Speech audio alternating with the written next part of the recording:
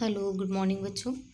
देखिए मैंने कल बताया था आप लोगों को कि नेफ्रॉन का जो स्ट्रक्चर है बहुत ही इंपॉर्टेंट है। नेफ्रॉन की संरचना बहुत पूछी जाती है, डायग्राम ही इसका पूछा जाता है। तो इसको मैं बहुत सिंपल तरीके से आप लोगों को बताऊंगी किस तरह से इसका डायग्राम बनता है। ध्यान से देखिएगा।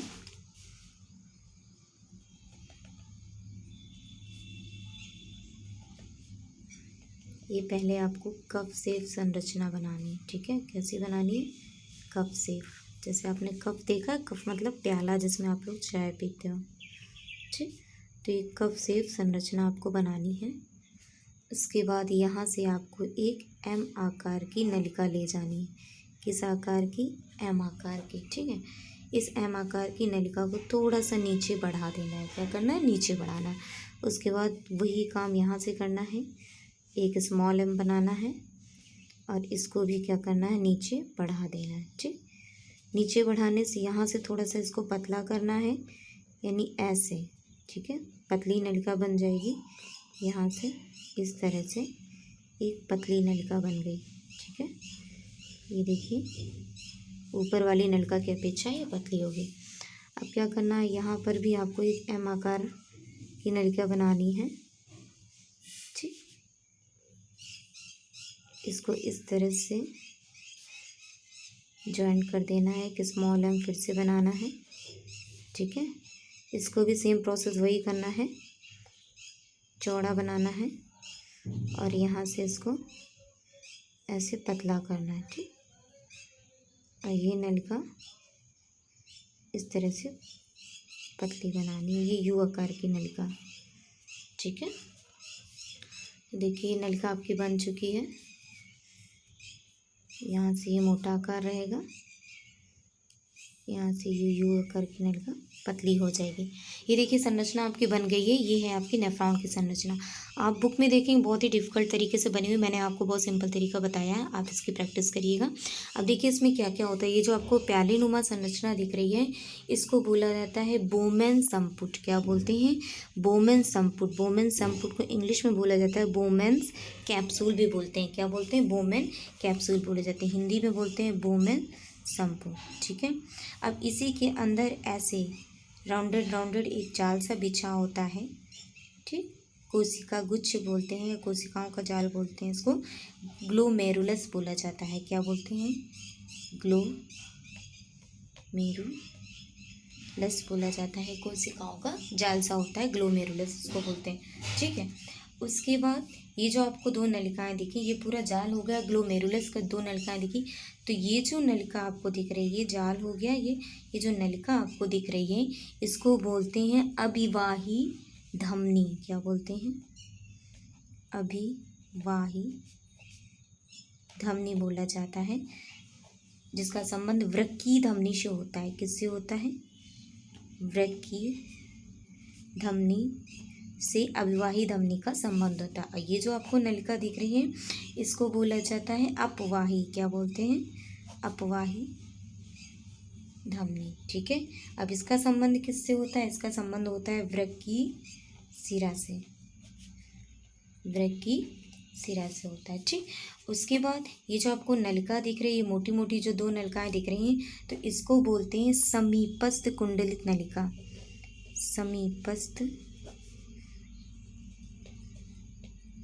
कुंडलित नलिका, ठीक। और इसको बोलते हैं दूरस्थ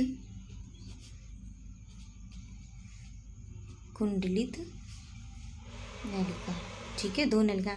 अब नीचे देखिए ये यू आकार की आपको नलिका दिख रही है, पतली सी नलिका दिख रही है यू शेप में बनी हुई। इसको बोला जाता है हेनले लूप बोलते हैं। क्या बोलते हैं?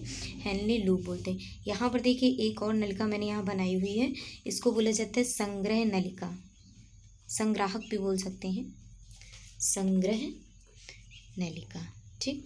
तो ये तो बेटा डायग्राम हो गया आपको नेफ्रॉन का। नेफ्रॉन की संरचना है। नेफ्रॉन क्या होता है? किडनी की वर्किंग की यूनिट होती है, ठीक है, इकाई होती है। तो ये मैंने नेमिंग आपको बता दी और डायग्राम है। अब इसकी वर्किंग देखिए, जो मैंने आपको बताया था कि किडनी कैसे कार्य करती है, तो मैंने आपको समझाया था ना कि उसमें पिरामिड्स होते हैं, ऐसे इस तरह से पिरामिड्स हैं, उसके अंदर ये लाखों की संख्या में पाए जाते हैं, ये नेफ्रॉन पाए जाते हैं। तो उसी नेफ्रॉन का ये स्ट्रक्चर मैंने बनाया। अब कैसे क्रिया करती है ये चीज़ समझ लीजिए कि किडनी कैसे कार्य करती है। तो 3 चरणों में क्रिया करती है। कितने चरणों में? 3 चरणों में क्रिया होती है। कैसे? पहला होता है ग्लोमेरुलर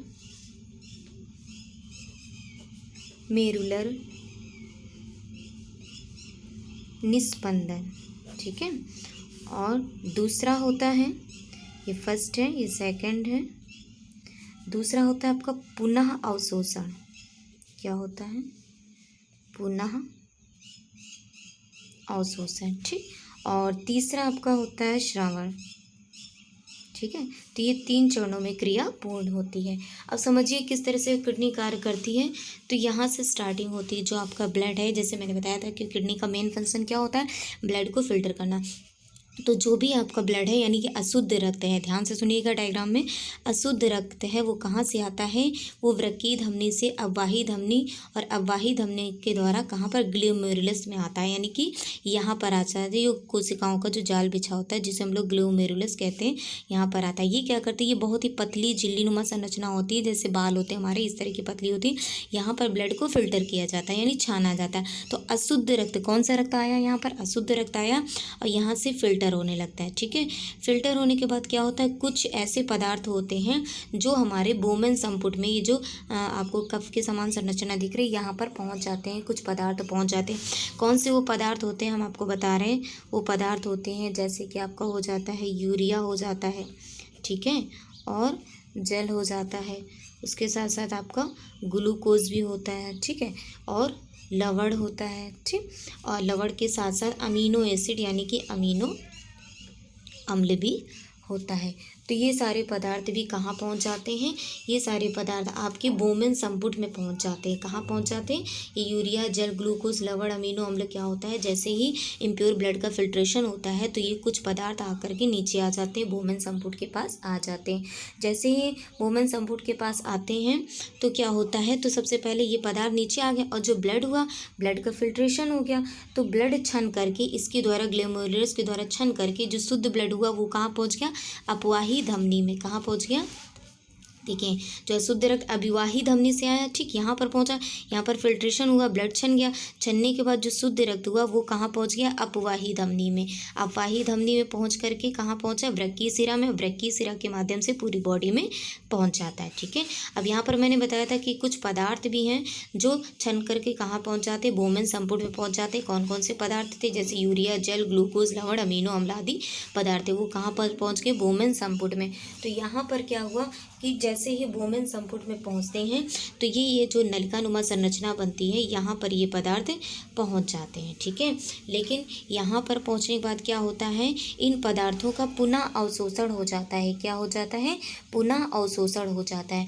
और जब पुनः अवशोषण की क्रिया होती है इन पदार्थों में, तो कुछ पदार्थ लाभदायक भी होते हैं, जैसे आपका ग्लूकोज हो गया, लवण हो गया, ये सब कैसे पदार्थ होते हैं? लाभदायक पदार्थ होते हैं।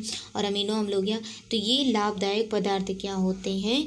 इस नलिका में जैसे ही पहुँचते हैं तो यहाँ से जा कर के पुनः अवशोषित कर लिए जाते हैं। पुनः अवशोषित करने के बाद अपवाही धमनी में पहुँच जाते हैं और वृक्कीय शिरा में पहुँच करके ब्लड में मिल जाते हैं, ठीक है, यानी रक्त कोशिकाओं के माध्यम से ब्लड में मिल जाते हैं। अब बचा क्या आपका? बचा आपका यूरिया और जल, जो कि कैसे पदार्थ होते हैं? हानिकारक होते हैं। ये पदार्थ कैसे हैं? हानिकारक। तो ये यूरिया और जल कहाँ आ गए? ये एम आकार की जो नलिका है यहाँ पर आ गए। यहाँ से आने के बाद कहाँ? समीपस्थ कुंडलित नलिका में। समीपस्थ कुंडलित नलिका के बाद यूरिया कहाँ गया? यूरिया और जल दोनों मिक्स हो गए। ये यू आकार की नलिका हेनले लूप में, हेनले लूप से दूरस्थ कुंडलित नलिका में, और दूरस्थ कुंडलित नलिका से होता हुआ संग्रह नलिका में कलेक्ट हो जाता है। तो जो आपका ये यूरिया जल कलेक्ट हुआ जाके संग्रह नलिका में, तो यही था आपका यूरिन, यानी कि यूरिन का फॉर्मेशन हो चुका है। यहाँ पर छना था ना, तो जो प्योर ब्लड था वो तो अपवाही धमनी में चला गया था, और जो इम्प्योर पदार्थ, जो अपशिष्ट पदार्थ छनकर आया वो कहाँ आया था? ये हमारी दूरस्थ समीपस्थ कुंडलित नलिका में आया था। यहाँ से हेनले लूप में, हेनले लूप से दूरस्थ कुंडलित नलिका में जा करके संग्रह नलिका में कलेक्ट हो गया जाके, ठीक है। तो यहाँ पर क्या कलेक्ट हो गया? आपका यूरिन। क्या कलेक्ट हो गया?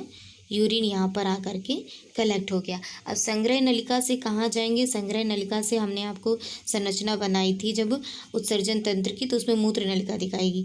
तो संग्रह नलिका से यूरिन जाता है मूत्र नलिका में। कहाँ जाएगा? मूत्र नलिका में। उसके बाद एक जो पेशीनुमा संरचना थी जिसे हम लोग मूत्राशय बोलते थे, तो मूत्र नलिका से कहाँ प्रवेश कर गया जाके? मूत्राशय में प्रवेश कर गया जाके। अब मूत्राशय में जैसे ही जाता है उसके बाद मूत्र मार्ग की सहायता से बॉडी से बाहर निकाल दिया जाता है। ठीक है, क्या निकाला जाता है? यूरिन निकाला जाता है। तो ये हो गई आपकी क्रियाविधि कि कैसे किडनी कार्य करती। फिर से समझ लीजिए कि इम्प्योर ब्लड आता है ग्लोमेरुलस के द्वारा यहाँ पर छन जाता है, क्योंकि कोशिकाओं का जाल होता है, छन्नी भित्तिनुमा संरचना होती है, छन करके प्योर ब्लड आपकी अपवाही धमनी से वृक्कीय शिरा में चला जाता है, वृक्कीय शिरा के माध्यम से पूरी बॉडी में चला जाता है। उसके बाद कुछ पदार्थ होते हैं जो भूमन संपुट में चले जाते हैं, जैसे आपका यूरिया हो गया, जल हो गया, ग्लूकोज, लवण, अमीनो एसिड आदि। ठीक है, इन पदार्थों में कुछ लाभदायक पदार्थ भी होते हैं।